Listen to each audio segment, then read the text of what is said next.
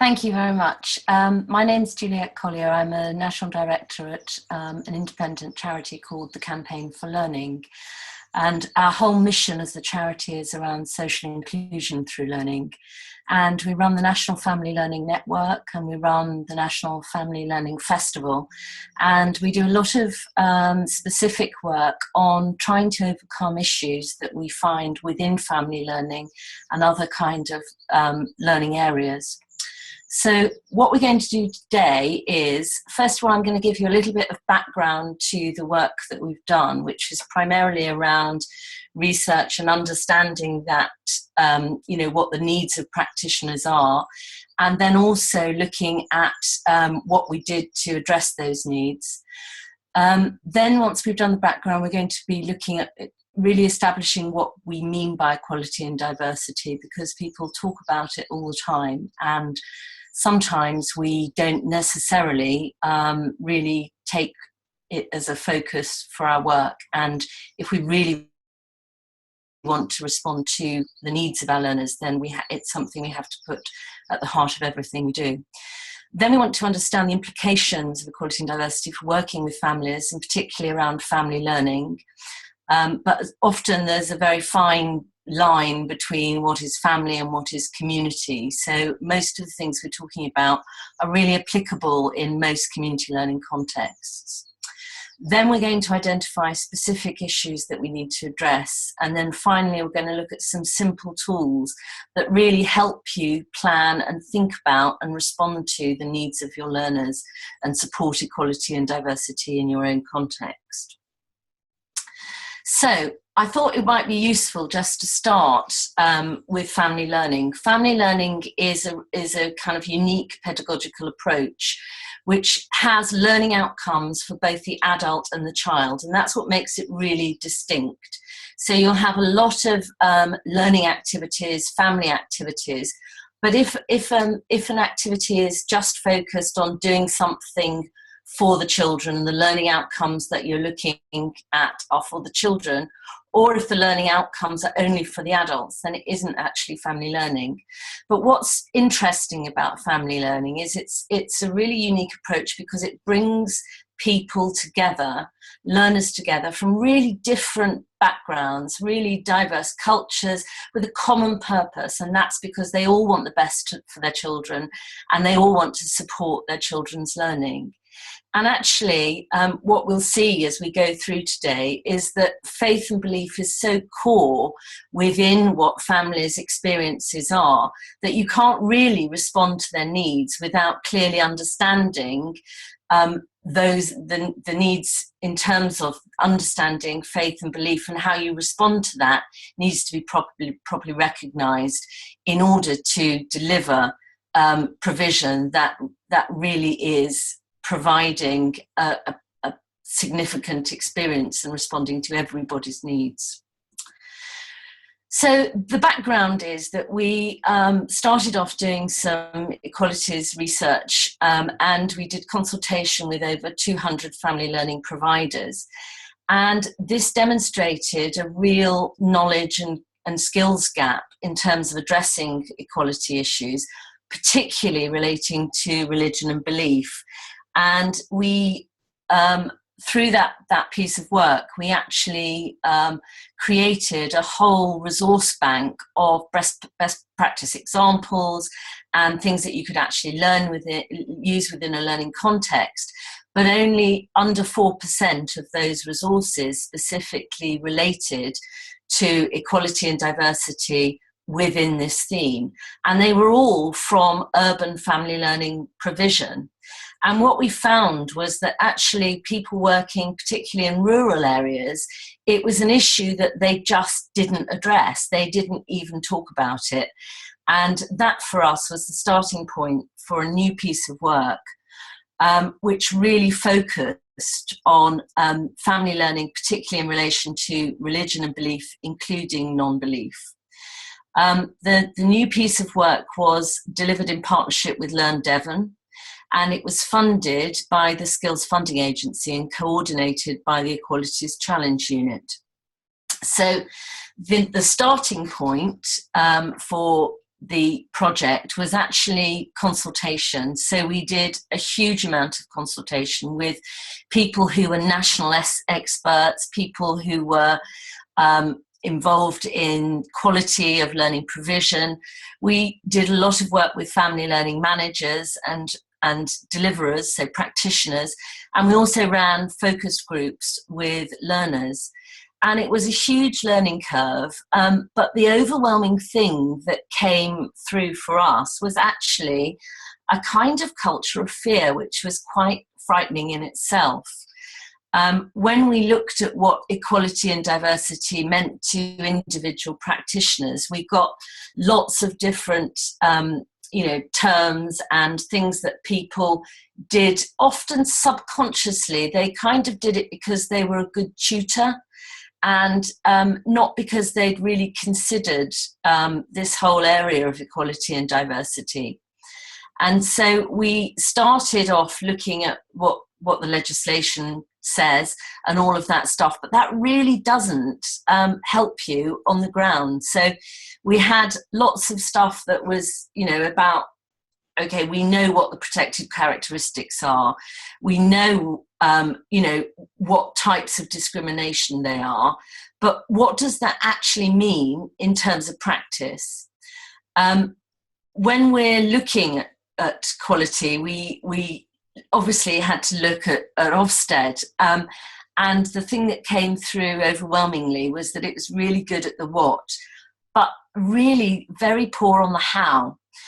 So if we're looking at how we promote teaching and equality, teaching and learning, equality and diversity through teaching and learning, actually what we needed was some resources. We needed capacity building and training, so that all the things that were done sometimes, which were extremely good practice, but were sometimes done kind of subconsciously, were actually conscious competence. So we actually understood why we were doing things and had specific tools and resources that enabled us to meet the needs of our learners and also potential learners, because I think that's one of the things that really came through very strongly for us, was that it wasn't just about, okay, we've got learners who have diverse needs and we need to respond to those needs, but it's also who are the learners who aren't there, and that was a really big issue within the project.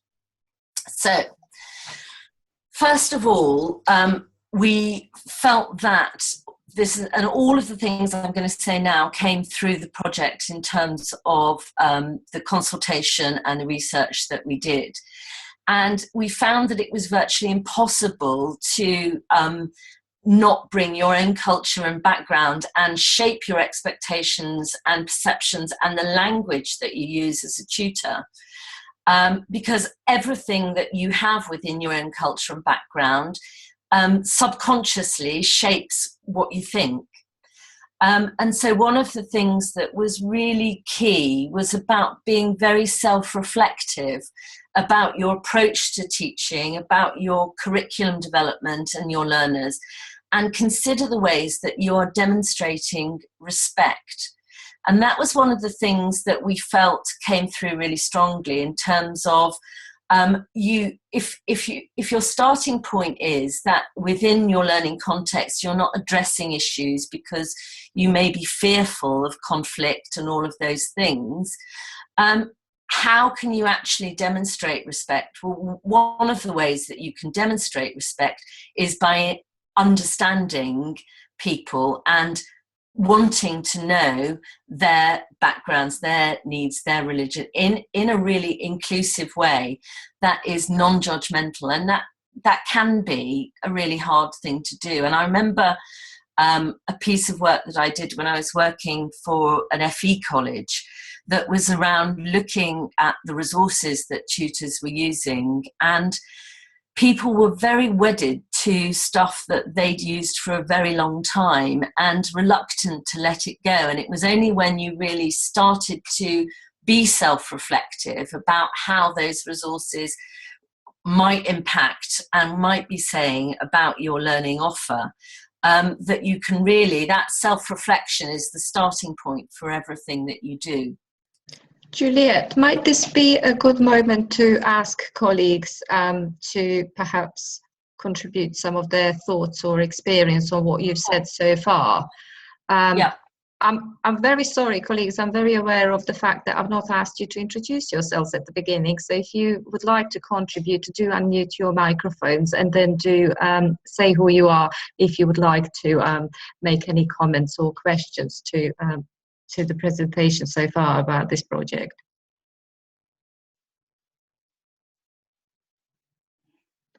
No? Hi, I'm Laila. I don't know if you can hear me. Can you hear me? I can. Yes. I can. Yeah, I'm an ESOL teacher and an LGBT consultant, and I'm really interested in having a look at how other protected characteristics can be embedded within the adult curriculum. And I'm really interested about what you're saying about respect. Can you develop that a little bit more, please?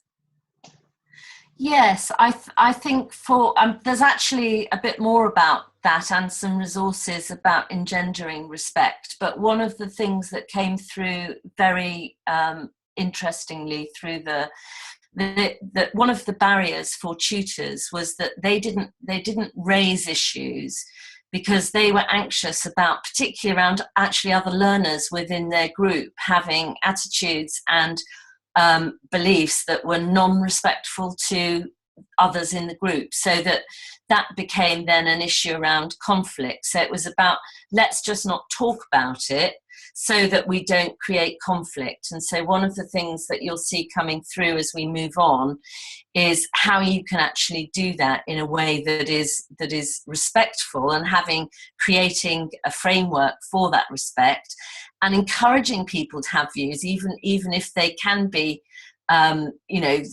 counter to the principles of equality and diversity.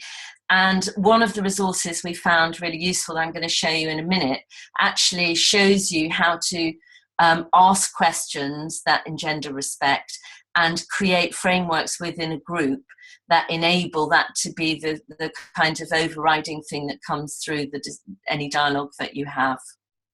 Might you be able to specify what was the lack of respect targeting?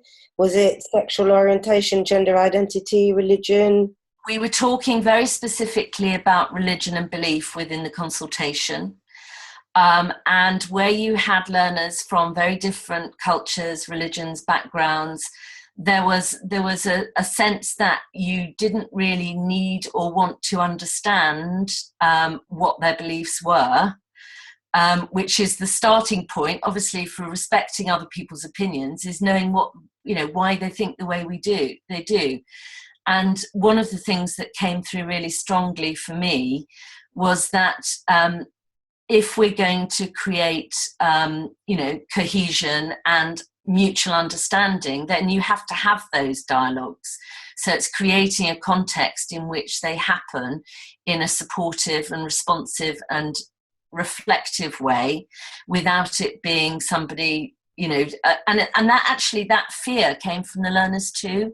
If they saw somebody that had, that they had, for example, there were indications that they had a different religion or belief set to yourself, or a different, through their language or through their culture or through the way they dressed or whatever it was, then you actually wouldn't address that issue.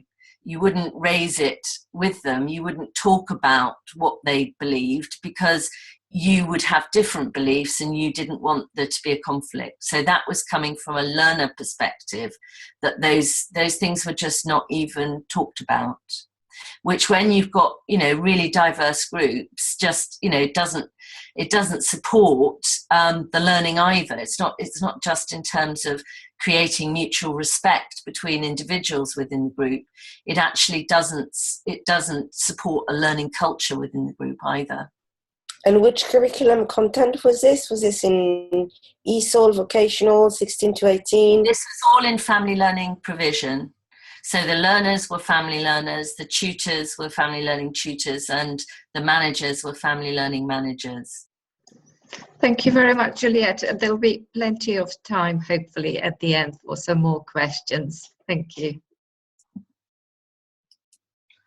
Okay, now I've actually taken this slide from, I think it was a NIA's Learning at Work presentation on embedding equality in teaching and learning. And when we delivered the kind of training that we put together around this, I included this as one of the resources because it had really interesting questions that tutors could ask themselves when they were designing their learning programs and looking at curriculum content.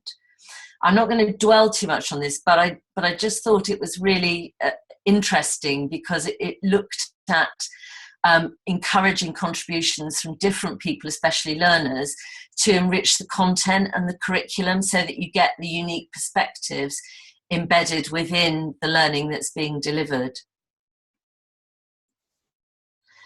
And one of the things that also came up quite a lot, and this is kind of a very harsh, but it really illustrates this absolutely, because this is not something I would ever hope to see in a learning group because it's quite horrific. But one of the things that we do within learning and skills is we are about supporting people so that they have life chances. And one of the things that I just really wanted to say to people is, if you're really going to be inclusive in your approach, then you need to understand that when you're learning in a group, it's not about saying this is the model. It's about saying, actually, it's absolutely about being who you are and developing who you are, and not about fitting a model that some learning providers have historically said, this is how you need to be. And although that's quite a shocking image, I think it's really valid to kind of say, this is absolutely the antithesis of what we're aiming to do. I think did you want to say something? Because you're putting your hand up, no? No, I've put it in the chat that the image that you just showed comes across as completely racist. It is quite shocking for me. Shocking. But it also raises issue around what integration is, and almost like assimilation. It just rings massive alarm bells in my head. Yeah. For me, that image is really shocking. But I think the issue is, for example, if you're working in Croydon, you might well have people within your group who are extremely racist. So how are you going to start a dialogue that says, actually, it's not all about us being the same, it's about understanding and respecting difference. So that was the purpose of it. So one of the things that came through from the tutors was that they wanted to be able to, and they weren't always clearly defining and articulating expectations and boundaries within your learning group. So when you involve people in understanding the expectations, rather than, I'll show you in a minute, one of the examples that we got was just a checklist.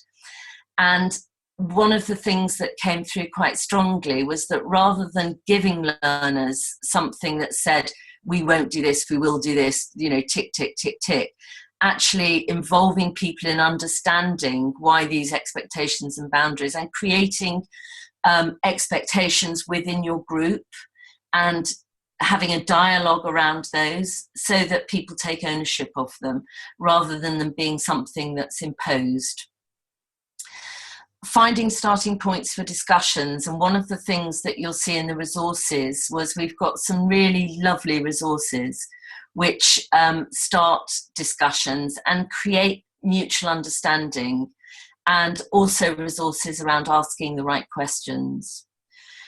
And the other thing that I think came through really strongly was that everybody is part of creating a culture of mutual respect. It starts with the tutor, but it actually needs to be involving everybody within the learning group. And this was the example, you know, that one of the things that we found in terms of the resources was that people had set, you know, rules. And one of the things that people often find about rules is it's all very well having a list of things that you must or must not do. But if you don't understand the basis behind them and the reason, then just presenting somebody with a list is actually not very helpful. The other thing that came out was around how do we actually celebrate and praise diversity? And actually family learning came out pretty well in this.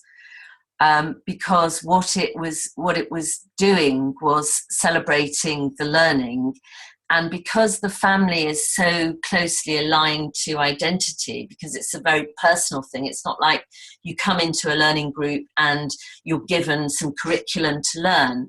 You're actually working around family, and family is, you know, where you learn lots of the things that you learn. So what we found was that there were lots of examples around using different indicators of diversity and creating celebrations around those. And it may have been around learning journeys, or it may have been around food, but all of those things actually were quite positive, that kind of praising it and celebrating it, and understanding that it's the one thing that we all have in common. And family is where a lot of the, you know, it's really core to family learning, is that you understand and respect difference. So, equality and diversity in religion and belief. What I'm going to do now is go through and look at some of the resources that we found that practitioners found really helpful. One of the things that came through the interviews was, if there's one thing that I kind of took from it, was that learners themselves are your best resource. And actually fear is paralysing, and it's very unlikely that you'll get it wrong or upset somebody just by asking them questions. And if you're open and honest, then actually causing offence is very small. You can't be the expert in every religion and belief. I remember one of the interviews, somebody said, oh, I should have known that Mormons didn't drink tea. Well, why should you know that, actually? You know, I mean, it's about being open and finding out from learners. They know about their beliefs, they know about their religions, and actually asking people and being open to that, and knowing where you can find the information is the most important thing. And actually you're demonstrating as a tutor respect by developing your own knowledge and practice in response to the needs of your learner groups. So, you know, it's actually a mark of respect that you're interested and that you want to respond and offer, you know, and tailor what you're delivering to the individual needs of your learner. And I think that comes through in not just around religion and belief. I mean, that's in every context. So, resources, what's out there and what would help me support my learners? Well, the fact is there's a lot out there. We produced a Padlet which has got all kinds of different resources and things. This is only a small snapshot of them, and I thought I'd just kind of go through and show you some of the things that we found. So you're experts in teaching and learning, and I think that's really important to remember. You can't be an expert in understanding every religion and every belief, and you don't need to be. But where you have learners who have specific beliefs within your group, it's absolutely upon you to start to understand, both from them and from also other resources, about what are the key things within that faith that means that you need to adapt your learning offer and your curriculum and all of those things to meet those needs. And it's not just in terms of, you know, around understanding you know, holy days and things like that. And it's about being sensitive to and going on a learning journey with your individual learners. One of the things that came out quite key was about understanding equality and diversity needs very early on. And this was developed for a family learning group, but actually it could be used in lots of different groups in different ways. And one of the things we did within the training was ask people how they would use it themselves. So it puts the family learners at the centre, but it also starts a dialogue about, you know, who are the people and pets, and who do you have at home? What countries are important to you? What languages do you speak? And all of these things are about bringing the learner and their experience and their background and their faith, and all the things that they hold, you know, true and dear to them, at the heart of a formative assessment. So you can use this in a way that is understanding their specific needs. You can use this in a way that is also, you can use it in terms of if you want to do an initial literacy assessment, you could use it in a way that enables them to write. You can use it blank without the writing in it, and you can get them to create something around themselves. But it's about a starting point for creating mutual understanding.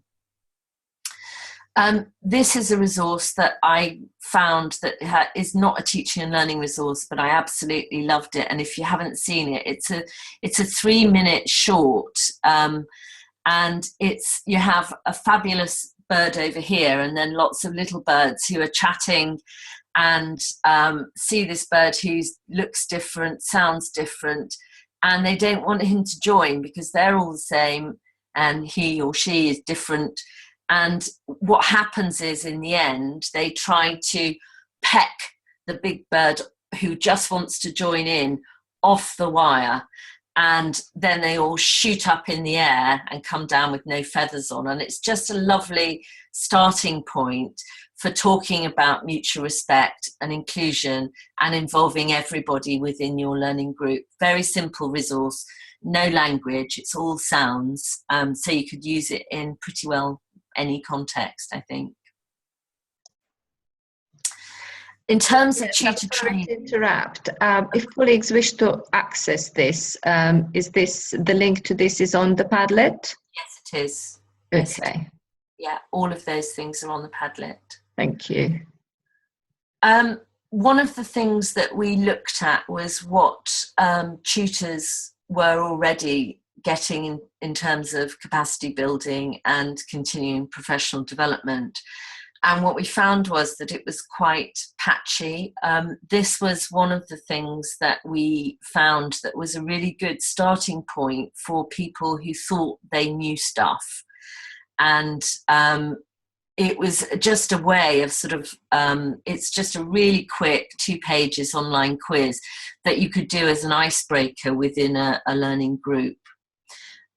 We also found that some family learning providers had already started to develop their own kind of equality and diversity questionnaires. And although, you know, this may not work perfectly within your context, it's certainly something that's worth looking at to see how you can get your own tutors thinking about equality and diversity more broadly.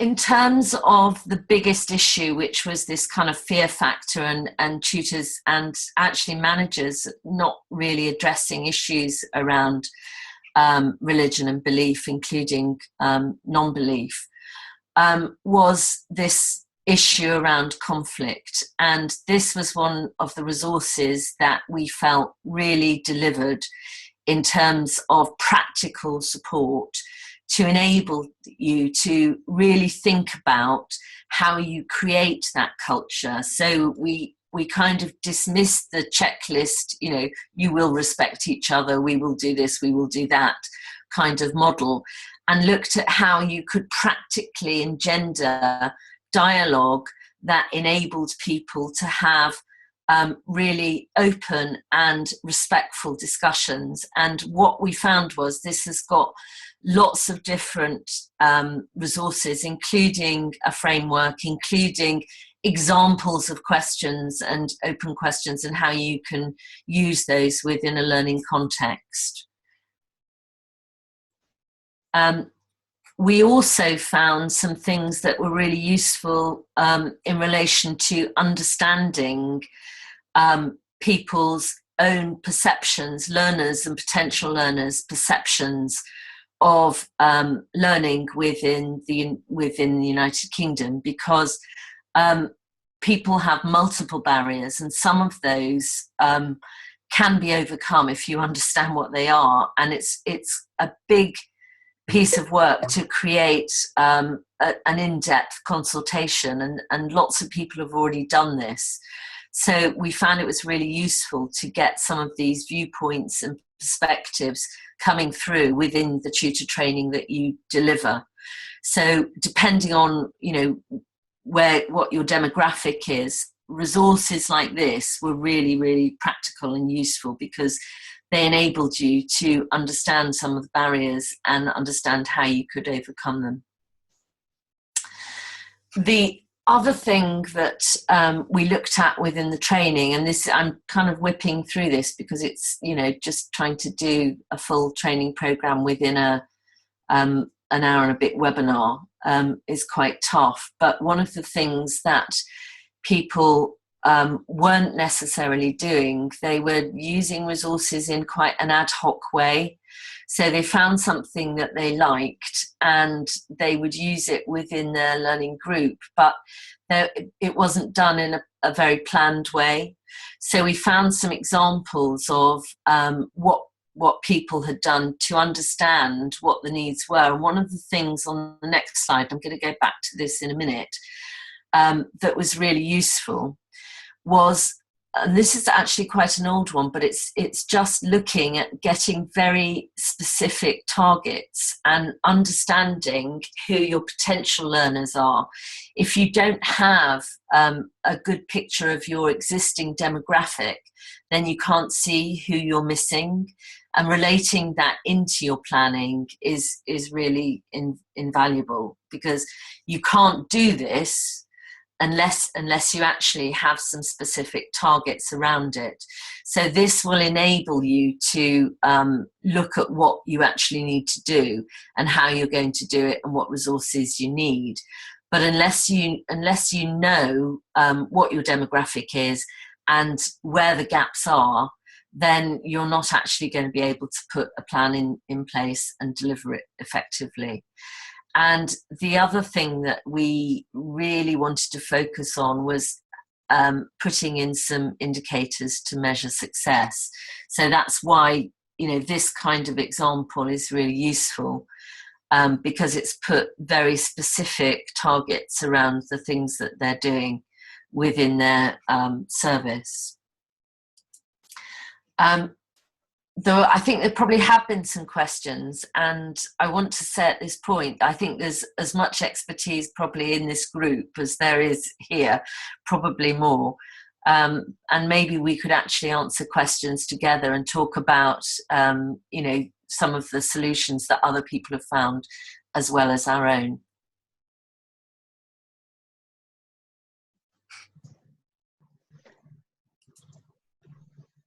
I'm aware that Nadine can hear us and see us, and the video is not working, but audio hopefully is. Or Nadine, you can use chat with any questions.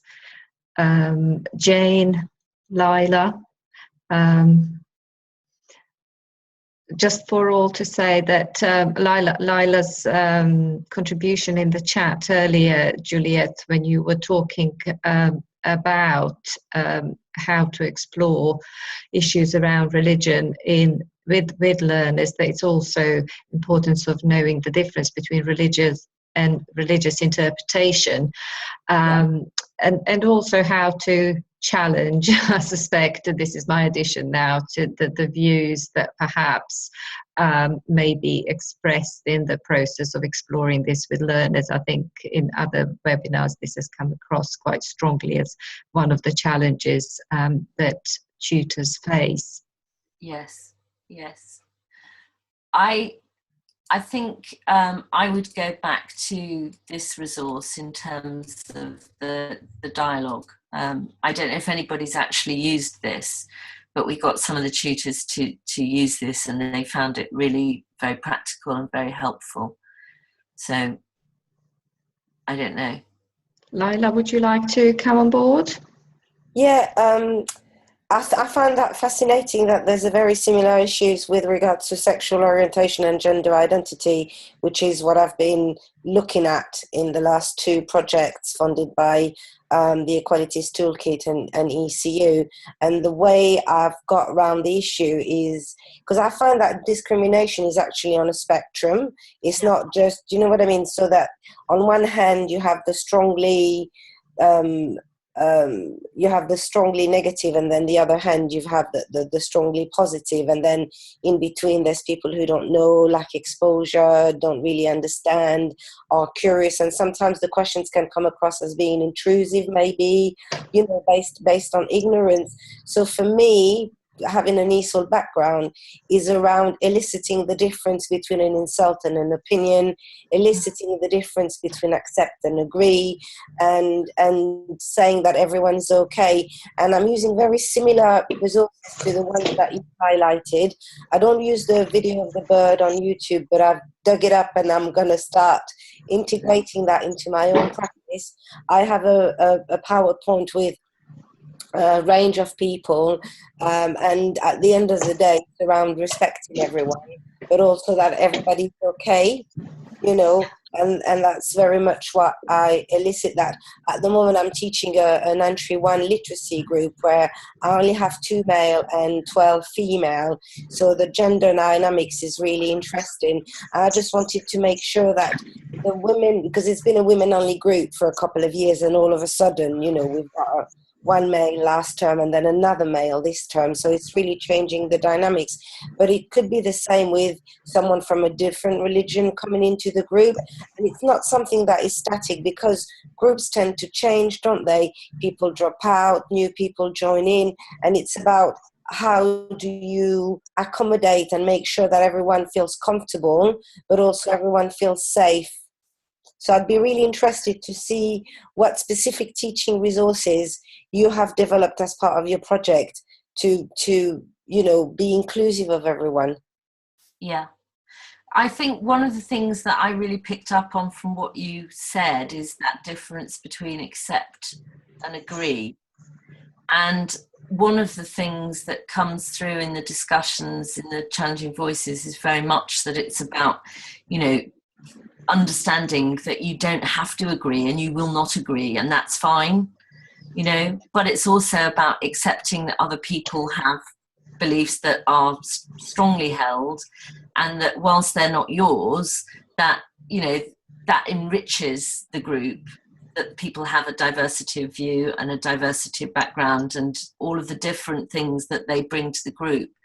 And it's about enabling people to see the richness as opposed to the difference.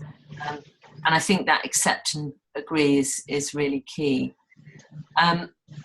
In terms of resources, one of the things that we found was kind of missing, I suppose, is the fact that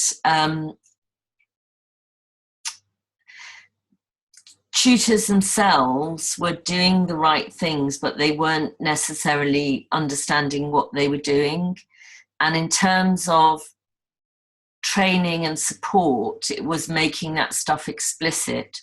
And some of the resources that people now use that they didn't use before were about really understanding, you know, getting a starting point from a learning group that wasn't just about coming in and saying, this is what we're going to learn, but understanding the dynamics of the group first and the needs of the group first, And that happens in quite an informal way, but some of the resources that we started to use within the project were really doing that in an explicit way, whereas before it had been something that had been kind of not overt, you know. And that's why I really liked that term conscious competence, because, you know, all of your tutors hopefully will have the needs of their learners at the core of what they do, but they may be doing things without recognizing that that's what they're doing, or they may be doing things that are actually excluding groups from even coming together. And I suppose for me, it's all the time challenging yourself and continually doing that, and never getting to a point where you feel, you know, you're doing everything you can to be inclusive and responsive, because it's a continual journey for the tutor as well as, you know, the learner and the provision and the manager. It's never a kind of end point. We've done that and we've cracked it. Laila, I'm aware that you've got your hand up. Yeah, have you got any specific examples of activities that you used with the groups? For example, like I use the identity pizza, or I get my students to draw a forest, and then we talk about the trees not being the same, and you know, it's sort of like using metaphors. Or I often use myself as a vegan and say, look, there's no way I'm going to eat meat, but what I don't do is force my opinion onto other people, because that creates conflict, and Yeah. I might be right for myself, but that doesn't give me the right to be right for everybody. And I'm really interested in some really practical resources and activities. Okay, well, one of the things that we used is just called Journey. And that's where you actually create a visual drawing of a journey. So it's how you came to the group, but it starts off with your family. So the family is kind of the starting point, whatever that looks like. And then people trace, and one of the things, I suppose in a way that kind of does the same thing, but then people share their learning journeys, but it's quite hard to actually show you without having one in front of me, but it's a visual road, basically. So people create a visual image and they put the people on it, they put places on it, much in the same way as the culture wheel. And then it's about using that as a starting point for a discussion and a comparison. And the thing you used, I really liked about the trees, you know, the trees are different, the family's different, but it's still a family, you know. It's like in Equalitiestoolkit, we use the river of my life. So you draw a river and you put different stages, that kind of thing. Okay, very similar. Exactly like that, but it's a road rather than a river. Fascinating that we're all reinventing the wheel in our own corner, literally. Yeah. You know what I mean? To reach the same goal. Really interesting. Thank you. No, what I really ought to do is to have brought some of the practitioners, because I don't actually deliver. You know, we did the research, we did the consultation, but I don't, on a day-to-day basis, deliver learning anymore, which is a shame. I mean, I used to, but I don't anymore. But I've always found it a challenge to really enable people to have that kind of open and mutual understanding and respect for each other. And I think this project was one of the, you know, it was a huge learning curve for us, and I found it really fascinating. But if there's to kind of summarize, I think it's being purposeful in what you're doing, understanding that it's a continual process of development and not an end game. And also making sure that, you know, you're always planning and reviewing what you're doing. One of the things I found quite, I suppose, a bit worrying was that a lot of the managers didn't really know their demographic that their community learning provision was serving, as well as they could have done. So they didn't, you know, they had learning groups, but they weren't reflective of the demographic in their area. And I think the fact that people didn't want to raise issues around religion and belief because they were worried about it being contentious, about it being a source of conflict if students didn't agree, and how they managed that was kind of fundamental. But the starting point has got to be within the learning is doing a kind of initial induction that shares people's perspectives and views and backgrounds, so that is something that people are aware of, and you create mutual understanding by discussion and not by being fearful of discussion.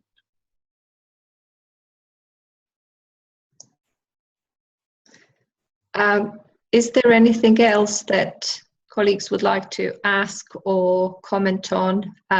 Juliet, do you have, is there more to your presentation that you've planned for today? No, I just wanted to say that do get in touch with me if you can't get hold of any of the resources, or you can't open the Padlet, or you want to talk more about the project, because I'd be delighted to speak to you. And Laila, thank you very much for both your comment and questions and contributions to the session. Nadine and Jane are still with us. Katina has left us. But what I would just like to remind all is that there are further webinars that we have set up as part of this series, exploring other issues around age, around autism, issues that are specific to those with caring responsibilities, some of it around carers in a workplace, and some of it around young carers, etc. So if you're aware of anyone who would benefit from taking part and, of course, contributing to the webinars, do let them know. It has been raised in this session. I know it's a small but beautifully select group of people, but the need to engage in those conversations is definitely something that we need to have more of, or rather take the opportunities that are there, so that we perhaps are not reinventing the wheel as much. There's also a little bit of what is this? Advance notice. It's not too advanced though. We will be soon making public information about the forthcoming event around equality and diversity data monitoring and social mobility. The event will be held on the 10th and 11th of May at the City Lit. And again, the information will be available on the Equalitiestoolkit website, which I believe everyone is aware of how to access. If you're not, do let me know. Laila, yes, the link to the Spring to Equalities webinars on the Learning and Work Institute homepage. And also, can you just send us the link? Sure. And then I'll save it. Yes, but the easiest to access it is from the either Learning and Work Institute website, it is on the homepage, or the Equalitiestoolkit website. Would you like it dropped into a chat now? Just bear with me a moment. Colleagues, do carry on contributing. We will finish earlier. Thank you very much, Julia. It was really interesting, actually, because I come from a sexual orientation and gender identity perspective, and it's really fascinating to see that the issues are the same, that people don't want to raise it in the classroom because it might offend. And I'm sure it's the same with, other protected characteristics. People don't want to talk about disability, especially mental health issues. I delivered another webinar on mental health issues within ESOL, and it's really fascinating to see that the fear, really, do you know what I mean? And also, I think if you contextualize this within the British culture, that you don't want to offend, Do you know what I mean? You don't want to be confrontational. That has a lot to do with it as well, hasn't it? Yeah, absolutely, absolutely. And most people, and not all, but most people don't want to offend, and so they just avoid, and that's not helpful.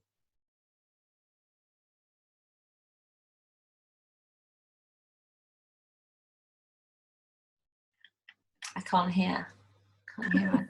Yes. The unmuting and muting remains a challenge for me to overcome. Thank you very much to everyone. Thank you, Juliet, for your presentation and engaging in conversation with colleagues here. Do spread the word, and I am going to end the recording. We'll have a listen and look at what it's like and whether it needs any topping and tailing, but together with the slides we will post it on the Equalities Toolkit website in the resources there, so that those perhaps who were hopeful to join us and have signed up but were unable to can see the recording, as well as anyone else who you think might be interested. You can signpost them to it. So I'm going to stop